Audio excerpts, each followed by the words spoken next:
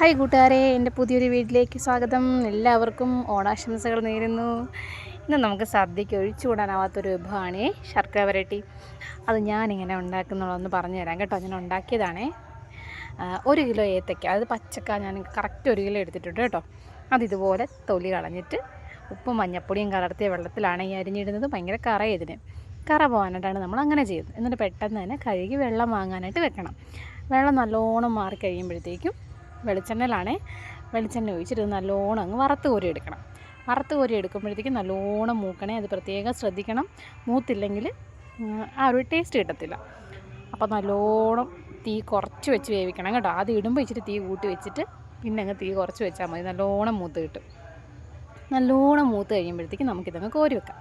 ഞാൻ 3-4 ട്രിപ്പായിട്ടാട്ടോ അത് വറുത്ത് കോരിയത്. പിന്നെ ഒരു 200 ഗ്രാം ശർക്കര 1/4 കപ്പ് വെള്ളത്തിൽ ഒരു നൂൽ പരുവം വരെ നമുക്ക് ഉരുക്കിയെടുക്കണം. അതാണ് അതിൻ്റെ കറക്റ്റ് പരുവം കേട്ടോ. ആ സമയം കൊണ്ട് നമുക്ക് ഒരു 2 സ്പൂൺ അരിയും ജീരകം, നല്ല ജീരകം, ചുക്കുപൊടി, പഞ്ചസാര, ഒരു 5 ഏലക്കയുടെ കുരു, ഇവയെല്ലാം കൂടെ നല്ലോണം ഒന്ന് പൊടിച്ചെടുക്കണം. ആ സമയം കൊണ്ട് നമുക്ക് ശർക്കര ഒന്ന് ഉരുകി വരുന്ന സമയം കൊണ്ട് നല്ലോണം ഇത് പൊടിച്ചെടുത്തിട്ട് ഞാൻ വന്നിട്ടുണ്ട് കേട്ടോ. ഇതാണിതിൻ്റെ കൂട്ട്, ഇതാണിതിൻ്റെ ടേസ്റ്റ് എന്ന് കറക്റ്റ് പറയുന്നത്. അപ്പോഴത്തേക്ക് ഈ ശർക്കര ഒരു നൂൽ പരുവായിട്ടുണ്ടേ. അന്നേരം ഈ വറുത്ത് കോരി വെച്ച നമുക്ക് ഇതിൻ്റെ അകത്തോട്ട് ഇട്ട് കൊടുക്കാം. നമുക്ക് ആദ്യം ഇട്ടിട്ട് ഇളക്കുമ്പോഴത്തേക്കും കുറച്ച് ശർക്കര പാനി കൂടിയതുപോലെയൊക്കെ തോന്നും. പക്ഷെ കറക്റ്റ് പരുവത്തിൽ കിട്ടും കേട്ടോ. തണുത്ത് കഴിയുമ്പോഴത്തേക്കും അത് നല്ല സെറ്റായിരിക്കുമേ. ഇത് നല്ലോണം എല്ലായിടത്തും മിക്സായി കഴിയുമ്പോഴത്തേക്കും നമുക്ക് ഇതിൻ്റെ അകത്തൊക്കെ ആ കൂട്ടങ്ങ് ചേർക്കാം. കൂട്ടെല്ലാം കൂടെ ഒരുമിച്ചിടരുതേ, കുറേശ്ശെ ഇട്ട് ഇളക്കി എടുക്കണം. ആദ്യം കുറച്ചിട്ട് എന്നിട്ടൊന്ന് ഇളക്കി എല്ലായിടത്തും പിടിപ്പിച്ച് പിന്നെ ഒന്നുകൂടി ഇട്ട് അങ്ങനെ 3-4 റൗണ്ട് ഇടുമ്പോഴത്തേക്ക് അത് തീരുകയും ചെയ്യും.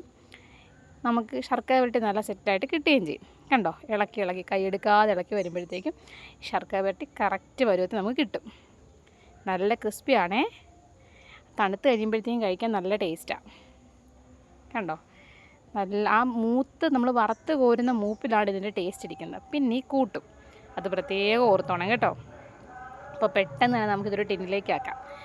ഈ വീഡിയോയ്ക്ക് എന്തെങ്കിലുമൊക്കെ കുഴപ്പങ്ങളുണ്ടെങ്കിൽ ക്ഷമിക്കണേ. എനിക്ക് വീഡിയോ എടുത്തത് സഹായിക്കാനായിട്ട് ആരും ഇല്ലായിരുന്നു. അച്ഛനും മക്കളുടെ കടയിൽ പോയിരിക്കും.